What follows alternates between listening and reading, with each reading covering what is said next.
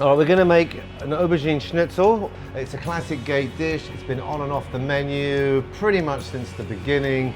Customers love it. We keep it on pretty much more wintertime, Christmas, because it's quite heavy and got a rich cream sauce. I've made probably thousands and thousands of them over the years. Doesn't get more classic, I think, than this dish. We always have it during the Christmas time, around December, January, ending in February. I think very rich dish, very wintry dish, and well, everybody loves it. I mean, I'll say that's my favorite, yes. Well, I guess it's a bit of a labor of love in some ways, because there's a lot of component parts into the dish. Yes, I mean, if you look at it, to yes. bring it together, which is very much what Gate food is all about. Component parts, taking vegetables, breaking them down, building them back up into a dish. All right, who's cutting the aubergine? I can cut them. You cut Before them? that, I'll just do the peppers because they will take a little bit of time in the oven. So, All right, so we're going to roast the peppers. Put the peppers in, so cut them in half. Take the stalks We out. were talking about roasting peppers, and Morris says this is by far the quickest, fastest way to roast and skin peppers. Yes, I was true. talking about putting them in a bowl with cling film and sweating them and those kind of methods, but we're doing it Morris's way today. Well, this is, in the kitchen we find the quickest way to do things. So half oil on top, and that goes in a super heavy, super hot oven for about 10 minutes. Cutting some aubergine, or you cut the aubergine. Yeah, okay, then. take You're that. the chef. Yeah, I've done quite a few of them, so I guess I can do it right. So first part comes out, and then what we want in here is about 5 to 6 millimeters slices. There's 3 slices per aubergine, so in theory, one should make you 2 portions. Right, I can get probably one more slice from this one. Brush that with olive oil. That's right. No, we're going to salt it first to draw the water out. Yeah, so Let me get a colander. How do you salt it, chef? So yeah, we generally, we cut quite a few of them, lay them down like a flour, Got that? bit of salt on top. So what does the salt do? It actually helps you to remove the moisture from the aubergine, so the dish actually it's a little bit drier. Otherwise, I mean, you can do that if you're using it today, straight away. You can do straight, but if you want to prepare it, serve it tomorrow, it's better to drain them. So better quality. But I also noted when I salt my aubergines, they cook quicker as well. Yeah, that's also true. Yes, that's also true because you got less moisture. Because sometimes you after all. try and fry an aubergine, it just seems to take forever and it's just soaking up oil. But when you salt them, it doesn't seem to take so long and soak as much oil up. Yeah, that's true. That's true. We're going to brush the aubergine. We've salted it for half an hour. Quick light brush. And we are going to char grill it on a char grill plate. But if you do not have a char grill plate, I would say probably the best thing to do is to roast it and bake it. Oh, you could bake it, but you can do it on a flat pan fryer. Oh, you would pan fry you if can you don't pan have fry it as well, a griddle plate or... That's right. I mean, a lot of people have those griddle plates these days. Yes, so yes. So, all right, what are we doing with the tomatoes? Well, we score them a bit, so we don't want to cut through them. You just go and All right, score we're them doing like that this to blanch them. to blanch them. The skin comes off much easier. You got that? The skin comes off easier if you just do a little scoring on either end. And how long are we going to blanch them for? Well, we got some boiling water in here. It will probably take about 10, 15, maximum 20 seconds. 20 You'll seconds, see once so not very long. Yeah, you'll see the skins will come off, and this Okay. is the time when you take them All right. out. So I'm going to drop them in my water. All right, they're ready. Yeah, cool. So I got some So you're going to put them in cold water. cold water to stop the cooking. So they stop cooking. Yeah, and then leave it Just here to give cool them down. 5 minutes to cool So down. see, as you can see, the skins are coming off quite nicely, and the tomato is still nice and firm. And these are plum tomatoes that we are using, which are probably the best tomatoes to use, but Yeah, I mean, tomatoes, tomato. I mean, the reason we're using plum ones because if you cut them this way, they much longer. okay. So 2 slices per portion, and that would do. So here we are, we're going to make some pesto, getting all these component parts ready. What's going in the pesto? Basil? Basil, just Chop it? I think you need chop it roughly. It will be easier for the little machine to digest it. What are you putting? Garlic? Garlic. What else? Bit of garlic? Some olive oil? Yeah, put some olive oil. Quite a bit, I would have thought. Well, yeah. Yeah, well, you I mean, don't want it too runny, but you need some to digest the basil. Okay. Now we're doing a nut-free version, so we're not using pine nuts. Though pine nuts are not really nuts, but lots of people don't want to eat them as long as they're allergic. We're gonna put some pumpkin Lots seeds. of people allergic to pine nuts? Not that many, but I've realized people who are allergic to nuts, they don't want to eat pine nuts, though pine nuts are seeds. So we classify them at the gate as nuts, just to be sure. So yeah, some of What else this, we that will need? give us Salt. some body. You're putting lemon juice in? Yes. How much? Like a 1 cup, that's about a tablespoon. Salt. And some pepper from the Black thingy. pepper over here. Yep, ready Yeah, to that's go. So what, we don't want it too fine, we don't want it too coarse. That's it.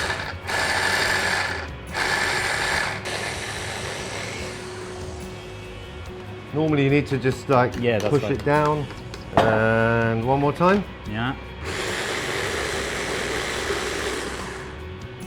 How's Let me that? yeah, that looks good. Let me just try Yeah, the seasoning. it's still got a little bit of the grain of the seeds, Mm.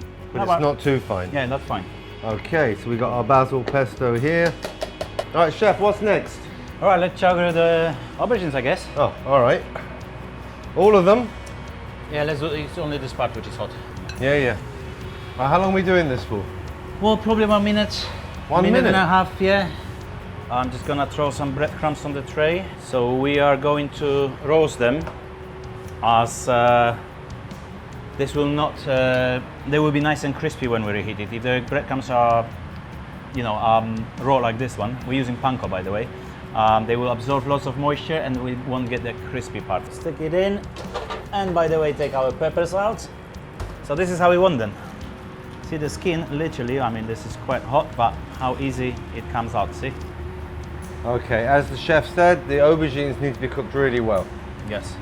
But best way to try, I mean, it will always cook first in the middle. So yeah, like this one, see how firm it is, it's still not ready, but the middle, there you go. You think they're ready? Four, yeah, Are you those sure? four are ready, I am sure. You are sure? There you go, Okay, yeah, this let's get these aubergines off. And it goes through that sort of process while it's cooking. Yeah, yeah. It starts going through a coloration that looks like, I think it's going bad, and then And it then comes it back just to comes the back, sort of the that's right. natural brown cooking sort of. Yeah. I've noticed that a lot with aubergines. Yeah. You've got to, well, like many things with cooking, you've got to be patient. Exactly. And if you're like me, it's not easy always. I mean, me baking bread is like, oh my God, it's a nightmare. It's like Yeah, watching no. paint dry for me. It's like, Oh, bread you can't rush, that's the So, you know, I've learned great patience thing. Yeah, in the we kitchen. were baking breads together with Michael over the lockdown, the first lockdown, over the phone. But it was fun. I mean, when I was younger, I started cooking on my own. It was like to make anything was like such torture because I couldn't simmer anything. Yeah. My brain just did not have the ability to simmer. It's like just cook. Yeah, I know the feeling. All right. I Okay, guess what are we that doing? should be- It's gonna burn. Yeah, that's gonna be fine. So breadcrumbs are nice and ready. Okay, breadcrumbs good. Let them cool down. Yeah, All right, what's this? Horseradish. that's horseradish. I mean, All right, we're gonna boss, make. you should know what it is. I don't know why it's been doing called- this sauce for 20 years for you, I believe. Have you ever Yes. made this sauce before, actually? You know what? Maybe I've made it once or twice a long time ago, but come on. Because there were recipes back in the days, and there is a recipe now. Let's do it again. That's All a very big horseradish. We're not gonna use the whole thing because it's literally too big. I'm gonna use a small part of it. Horseradish is very hot, very hard. Really strong, isn't it? Oh, you can you smell that yeah? already. So imagine when we mass produce this sauce and we put it in a blending. I mean, it's a Now killer. just remember, you're showing people about horseradish. It's not very available everywhere, so if you can't Fresh find ones, yeah, you're right actually.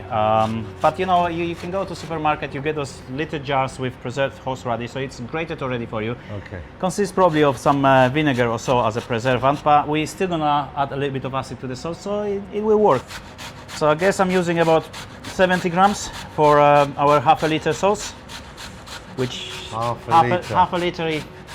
After reducing, that's probably going to be about five portions on the plate. Okay. Yeah. So the trick with horseradishes, and this is, I don't really know the science behind, but if you boil the cream with the horseradish, it will become so bitter it's unedible. That's not because you're using too much?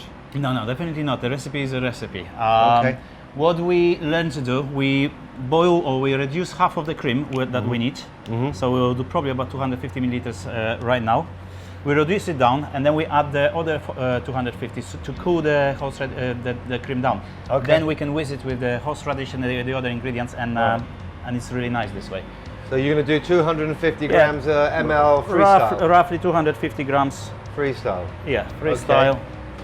As I was saying for the camera, a lot of the food we do these days is vegan, but this dish is not a vegan dish. It's got cheese, it's got cream sauce, and we are going to finish it off now and put it together. It's even got a bit of egg whites. So Morris is going to slice the tomatoes. I'm going to peel the peppers here just to take the skin off.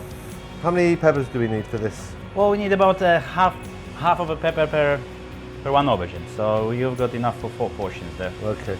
Very, very easy peeling these peppers, which is nice. When they're done properly, that's what it is. Really fiddly sometimes, you know. Anyone? Yeah, just the large on the bottom and the top. Spoon of pesto. All right, spoon of pesto.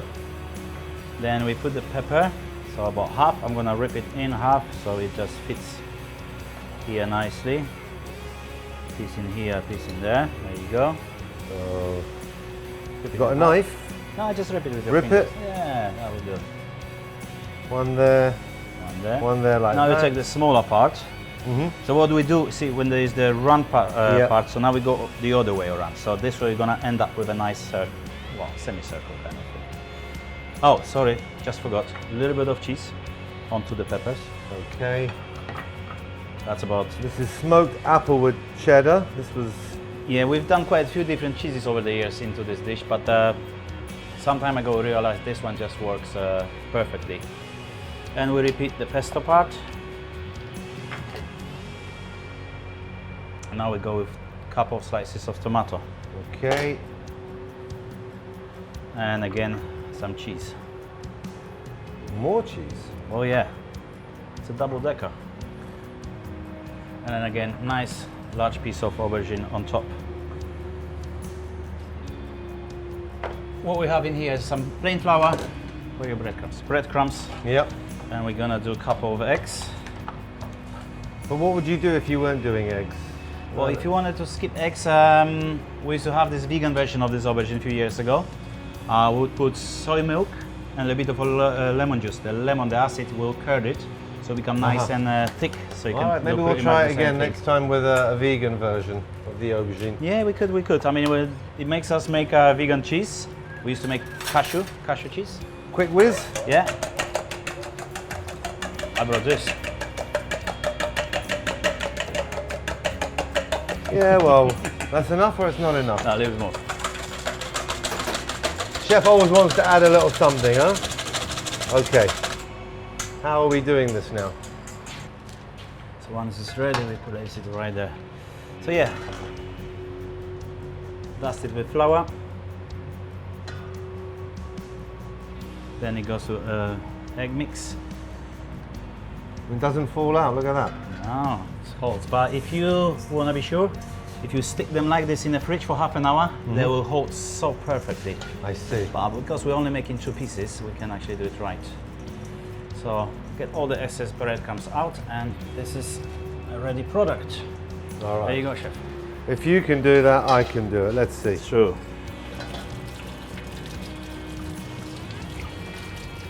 Flour it. Whoops. Egg it.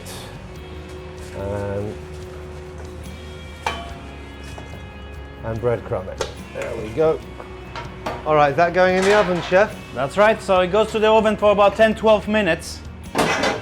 Okay. Yeah, that's a good temperature, about 200 degrees. 10-12 minutes when it's fresh. When it comes from the fridge, we probably would extend it to 15 minutes.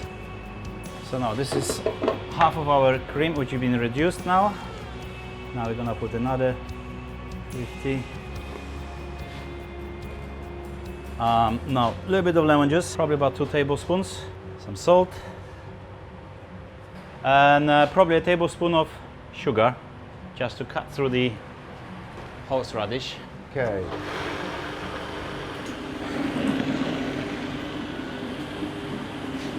I get our hot bag, And I'm gonna use this Why are you passing it? tiny, because there will be pieces of horseradish. Uh-huh. So, just for that. Okay, I'm gonna put this back on the heat. Quickly blanch some broccoli and we're gonna... Yeah, everything is ready. What's the broccoli called? Tender stem broccoli. TSB. indeed. Tender TSB stem indeed, broccoli. yes. All right, couple of minutes in here. Yeah. All right. All right, let's take the broccoli out. Okay, we got some tender stem broccoli, just a little drizzle of olive oil. Probably a little bit of salt. All right, where's the Aubergine Schnitzel, chef? Okay, schnitzel should be just about ready. It's been about 10-11 minutes. All right. There we go. There is our cooked Aubergine Schnitzel. What You want to smell. cut it? Yeah, cut it in angle. So I got some of that sauce. Let's put the aubergine at the end. So Okay. Horseradish cream sauce. here, then I get a few of those. We are using tender stem broccoli today, but it goes great with kale or any green veg. A little bit of green veg is always good with a nice cream sauce. Okay, chef.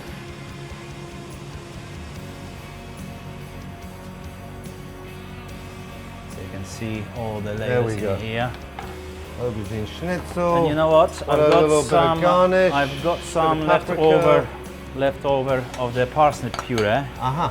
So we can always, I just preheated it. You can always put it in. I mean, this can go with pretty much anything. We serve it with dauphinoise potatoes. Probably would go with mush. I think it'll make a great meal for Christmas dinner. I think we should taste it. That dish has been on the gate menu off and on since like year 2 or something. Okay.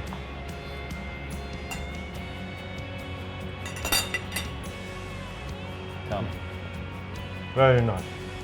Very I haven't had one of those in a very long time. Me neither, actually. Do make them every so often. Don't eat them as much. A little bit's not enough. I think you need to eat a little bit more maybe. You need a piece.